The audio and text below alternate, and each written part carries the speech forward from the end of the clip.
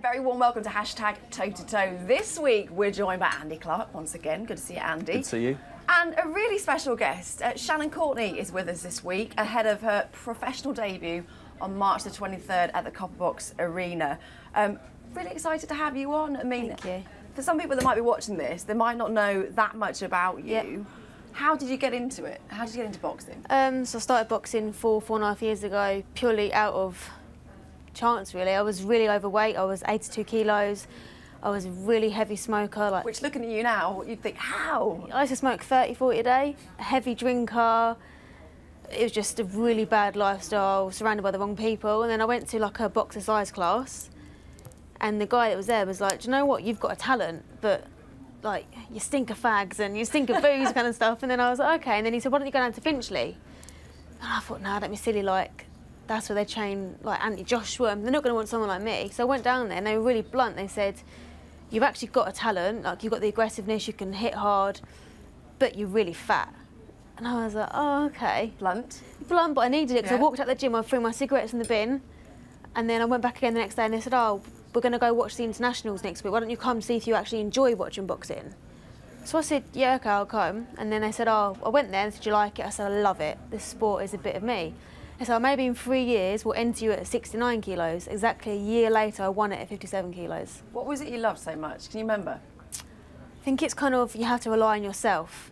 Like, obviously you've got a team around you. Once that bell goes, you're in there on your own, and you've got to rely on yourself. And I'm quite an independent person, and it was a release of almost passion and energy for me. Like, I get out any anger I had, and I fell in love and I've become obsessed. A little bit too obsessed, I think. It's good though, isn't it, to have that attitude, Andy? Totally. It's quite a familiar story, actually, yours, because I speak to lots of fighters at the start of their careers, and going to the gym for the first time because they were overweight is common. And also, as you just said there, the fact that you're accountable for your own performance. Yeah. That's something that people generally really like as well. Yeah, I loved it. You know, if you do well, it's your credit. If you do poorly, it's your fault. It's very, very straightforward system. Yeah. So yeah, I hear quite a lot of that. But that's a massive amount of weight to shift in a year. 25 kilos is what, about 60 pounds, isn't it? I did it in about 6 months. Wow. I walked in the gym in the June, and I actually had my debut in the November. But I was meant to come in at 60 kilos, and I came in at 58. Have you got transformation pictures? Yeah. You should put They them are out. horrendous. You should I don't even look like me. They're an inspiration. It's brilliant. So you're making your debut at bantamweight. Yes. So Mark's tweeted in saying, how would you best describe your style and what fighters have influenced you to fight the way that you do? I'm an aggressive come-forward fighter.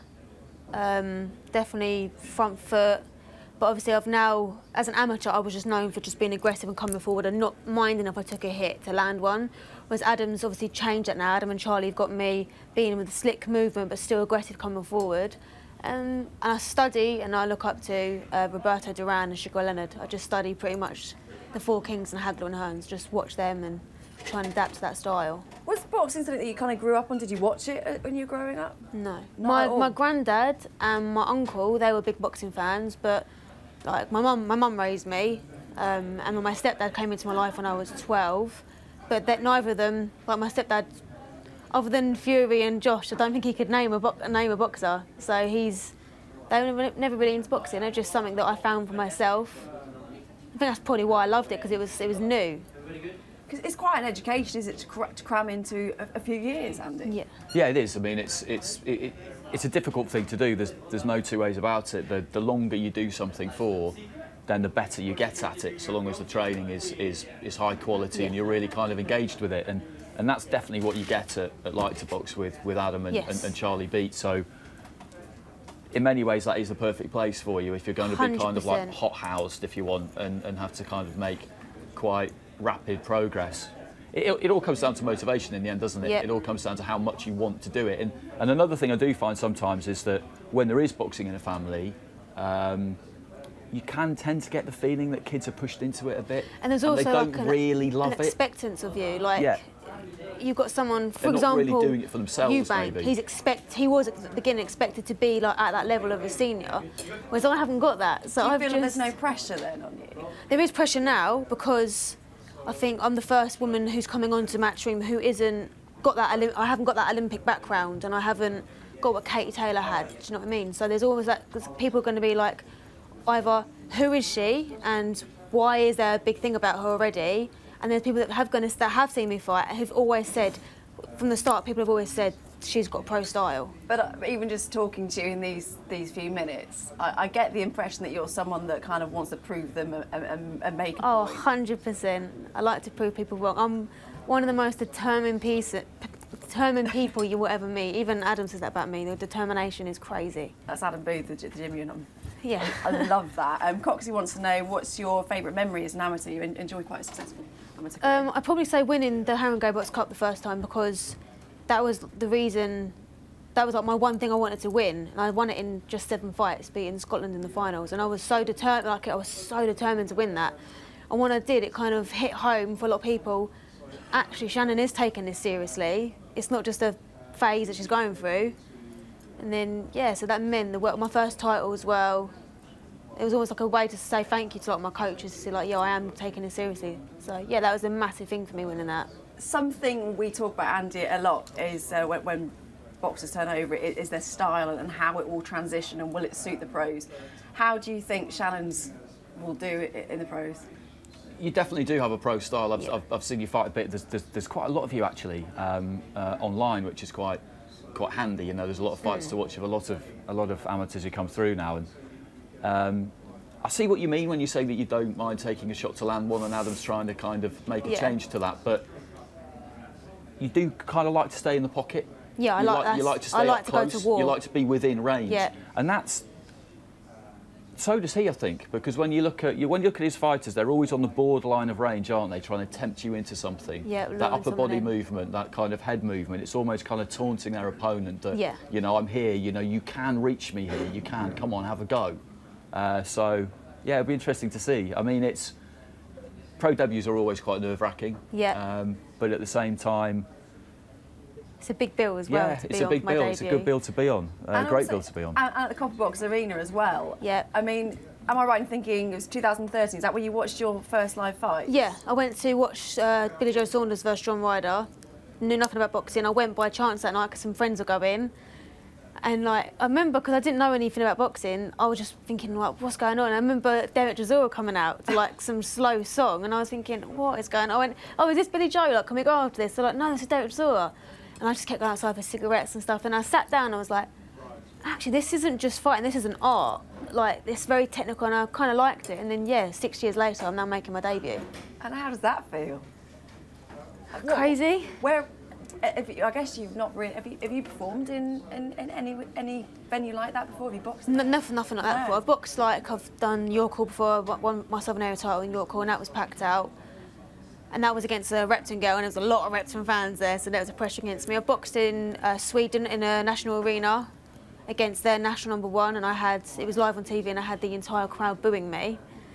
So that was quite a big thing. So when I beat her, it was kind of like, right, if I can deal with an entire arena booing me, then bring it on, whatever's next. That's just standing in good stead anyway, Andy. Yeah, absolutely. I mean, like you say, when you box against Repton, that's quite standard, isn't it? Yes. And York Hall's just down the road from the bathhouse where they're based. So, if you know, when you box against any Repton fighter, you're going to be up against the crowd. But it is an amazing bit of symmetry that you went to see your first fight there. I love that. And you're going to make your pro debut there. It's like you couldn't really make it up. No, could you? it's almost fate, really, when I look at it. Absolutely. We have to talk about the news, of course. Wilder Fury 2. Steve wants to know, what do you make of the announcement that Wilder versus Fury 2 negotiations have been cancelled? What's your take on it? It's all the whole, they're trying to create a big thing again about it. I didn't think the fight would happen straight away, if I'm honest. But it kind of gets under my skin a little bit, purely because I study old boxers and I'm so into old boxers. They go on about how it's not worth money, it's not about the money, and it's not legacy, but you compare someone like the Four Kings, Hagler, Hearns, Sugar, Leonard, Duran, they would fight anybody. They would fight amongst themselves, and it wasn't about the money, it was purely legacy. And that's why they are known for what they're known as. And you get the likes of the four, at the minute, you know, that's in talk with Dillian, White, Fury, Wilder and Josh, and they're claiming it's not about money, yet nothing's been signed and all the arguments are about money. So There's so much politics involved in boxing nowadays, isn't there, Andy? Is there too much, do you think, now? Yes, at times, but you know, there's two ways of looking at all of this. It adds spice, doesn't it? Yeah, of course, and it's always been this way. It was a bit simpler when there was only one world champion in each weight division, but not that much simpler because all the same things applied. There was still the same politics and chicanery and shady deals and all the rest of it, and fighters being avoided. And really, you know, you can invest a lot of emotional energy in this and completely lose your mind over it. Or you can just take a little bit of a step back and just see it for what it is, which is the game. Yeah. And it is a bit frustrating sometimes, but it's also very entertaining. You know, one week someone says something, a few weeks later they do something that totally contradicts what they said. One week one is the villain because, you know, Joshua won't give a 50-50 split. Tyson Fury rides in on his chariot and he's a hero and everybody loves him. And then a few weeks later he signs his deal with ESPN and Top Rank, which he absolutely had to. And all of a sudden he's not going to fight Wilder, and that's his fault. It just doesn't matter. Hopefully we'll get to see these fights at some point. How we get there, I'm just not bothered. I wouldn't even try and guess, to be honest, because we're never going to get that right. Mikey wants to know, this obviously, of course, about Degale Eubank at the weekend, Eubank Jr.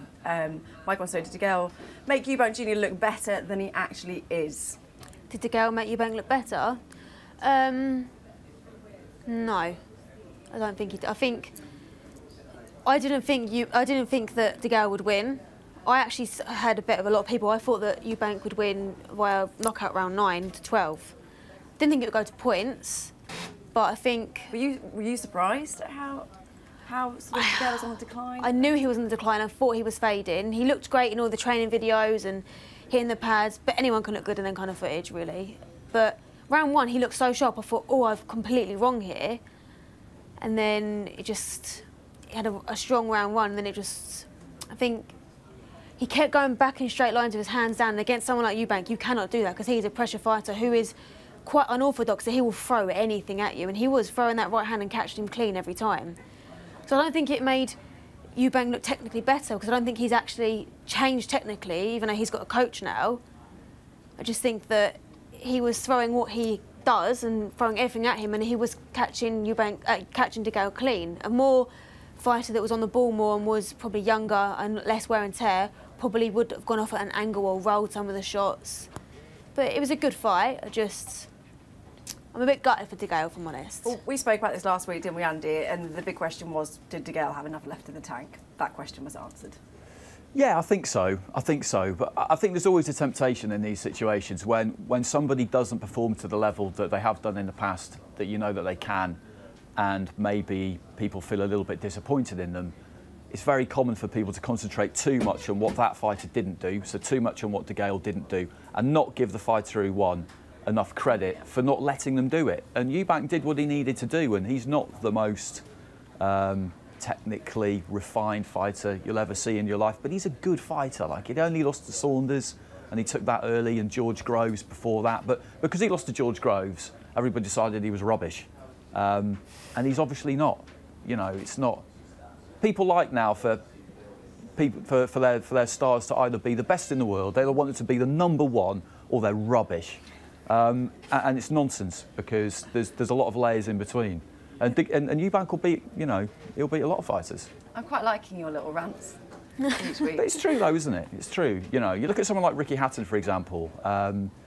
He was the best in his weight division, and you can't do any better than that. But for some people, because he couldn't beat Floyd Mayweather and Manny Pacquiao, he was some kind of underachiever. I mean, what's that about? Well, talking of rants, your rant last week on the podcast, I don't know if you didn't hear it, but if you didn't listen to it, very good, on Lomachenko. Jay wants to know, what are your thoughts on Lomachenko? Could the lack of pressure on Anthony make him more dangerous?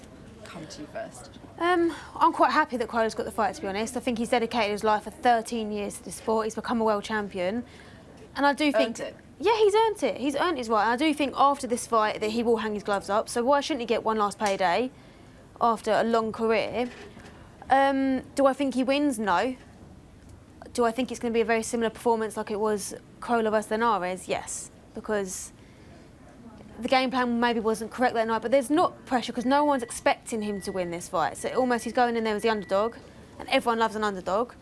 But I'm sure Joe Gallagher will come up with a good game plan and see what they can make of Lomachenko, because, you know, Linares managed to put him down. Oh no, Lomachenko put Linares down, but they find little faults, and Loma's not superhuman. He has been beat, but it'll be a good fight. I just don't think Crowler does stand a chance. Andy, we know your thoughts on the fight itself, but what about what Joe's asking? Could the lack of pressure on Anthony, could that make him more dangerous? I hope so. It's a massive ask. Obviously, Lomachenko is an absolute supreme performer, and I totally understand why people think that he can't win. I get that. But I think he can be competitive. Lomachenko has moved up to lightweight. Crowler's been at lightweight for a long, long time, so there's a difference between the two there, potentially. And I look at the fight that Lomachenko had against Pedraza, where he won clearly, and he put Pedraza down a couple of times towards the end. But Pedraza, he won some rounds. And I would describe that as a competitive fight. And I think he could do that. I think Crowler can do that. I'm looking forward to that one. Guys, it's been a pleasure. Shannon, best of luck for the 23rd. Thank you very much. We're speaking more to you, which I'm very much looking forward to on the podcast this afternoon. Brilliant. So make sure you download that. Yeah, that'll be available on iTunes later today. See you next week. Sky Sports. Feel it all.